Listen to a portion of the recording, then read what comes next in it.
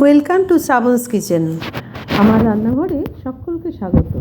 আজকে আমি মাছের ডিমের একটা অন্যরকম রেসিপি দেখাচ্ছি, রুই মাছের ডিমের রেসিপি। সাধারণত মাছের ডিমটাকে ভালো করে বেসন টেসন দিয়ে মেখে বড়া করে আমরা খেতে অভ্যস্ত। এখন ধরুন যাদের বেসন টেসন দিয়ে মেখে বেশি তেল মশলায় সহ্য হবে না, তারা এইভাবে রেসিপিটা করে নিতে পারেন। দেখুন আমি এই ডিম দেখালাম, সেখান থেকে একটা গোটা ডিমকে আমি 3টে টুকরো বড় করে কেটে নিয়েছি। কেটে নিয়ে কড়াই সর্ষের তেল একটু বেশি করে দিয়ে এবং তেলটা গরম হয়ে গেলে সেই টুকরোটাকে আমি কম আঁচের মধ্যে ভেজে নিয়েছি। তার বেশি আঁচে ভাজলে কী হবে, শক্ত হয়ে যাবে। রঙটা দেখলে বুঝতে পারবেন, হালকা সোনালি রঙ ধরছে এই অবস্থায় তুলে নিয়েছি। আর বড় বড় পিস করে নিয়েছি, ছোটো ছোটো পিস করে নিয়েছি। ওই অত বড় একটা ডিমের টুকরোকে 3টে পিস করে নিয়েছি। এইভাবে ভেজে আমি তুলে নিলাম। ডিমটাকে বলে রাখি, আগে থেকে নুন হলুদ মাখিয়ে আমি ম্যারিনেট করে রেখে দিয়েছিলাম। খুব সিম্পল একটা রেসিপি এবং খুব সুন্দর রেসিপি, যেটা অল্প তেলের মধ্যে হয়ে যাবে এবং ওই বেসন তেল টানে এই ব্যাপারটা থাকবে না, বা রিচ রান্নাটাও হবে না।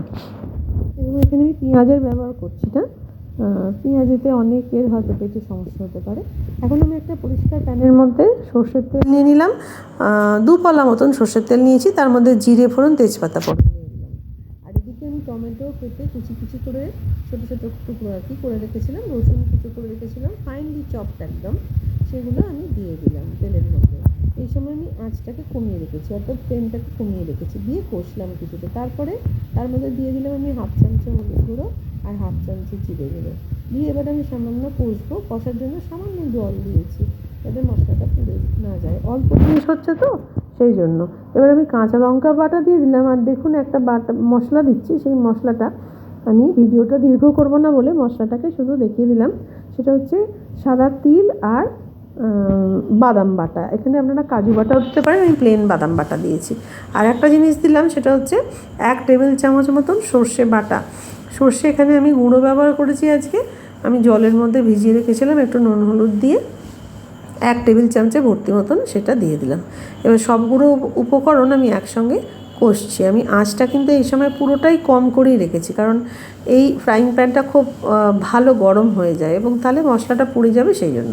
এবার দেখুন কিছুটা কষা হয়ে যাওয়ার পরে, কষাটা এমনই হলো যাতে খুব উগ্র নয় আর কি, মানে ভাজা ভাজা নয়, হালকা কষা হয়ে যাওয়ার পরেই আমি জল দিয়ে দিলাম।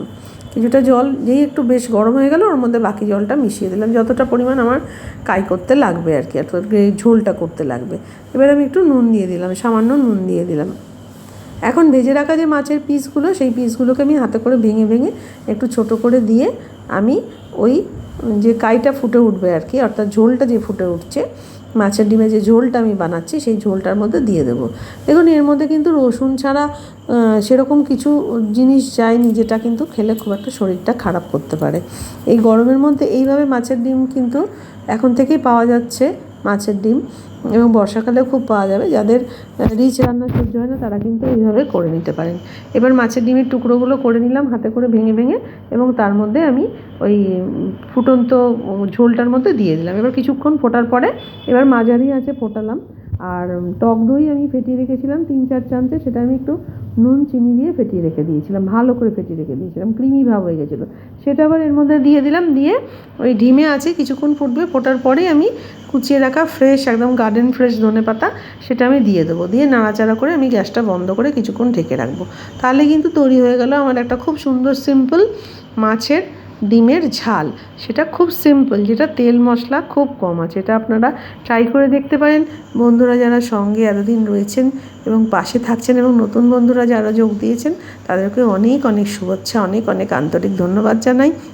এইভাবে সঙ্গে থাকুন, চ্যানেলটা লাইক শেয়ার সাবস্ক্রাইব করে দিন, যাতে আরও আমি উৎসাহ পাই।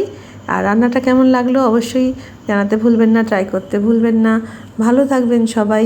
দেখুন আমার রান্না এইভাবেই, আমি বিভিন্ন রকম রান্না নিয়ে আপনাদের কাছে আসছি, আবার আসবো। আজকে তাহলে বিদায় নিলাম। নমস্কার, শুভরাত্রি।